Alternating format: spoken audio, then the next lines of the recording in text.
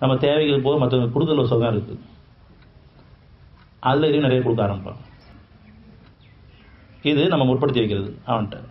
104 அத்தியாயம் 9 104. அல்லாஹ் தன் அடியார்களிடமிருந்து மன்னிப்பு கோருதலை ஏற்றுக்கொள்கின்றான் என்பதையும் நன்மைக்குரிய செயல்கள் அங்கீகரிக்கின்றான் என்பதையும் அவர்கள் அறியவில்லையா? அல்லாஹ் பாவ மன்னிப்பை ஏற்று அருள் புரிபவன்.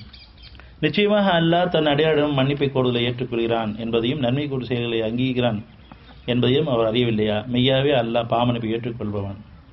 எப்போ அந்த மாதிரி ஒருத்தருக்கு கொடுத்து உதவுறமோ இறைவனை பொறுத்தது நாடி, அப்போ அவங்களுக்கு ஒரு ஆறுதல் கண்டிப்பாக கிடைக்கும். இங்கே வந்துட்டு போனால் ஒரு சமாதானம் கிடைக்குது, வாழ்க்கையில் மாற்றம் ஏற்படுது. போன மீட்டிங் கேட்டோம், எத்தனை மீட்டிங் கேட்குறோம், ஆனால் இது வரைக்கும் நம்மளை திருத்தி எந்த முயற்சியும் பண்ணல. ஆனால் தவறு நுழும்பொழுதே அதில் மாற்றம் ஏற்படுது. காரணம் தூது நமக்காக பிரார்த்தனை இருக்காங்க, நம்ம ஒருத்தருக்காக பிரார்த்தனை பண்ண வேண்டியமாக இருக்கும்.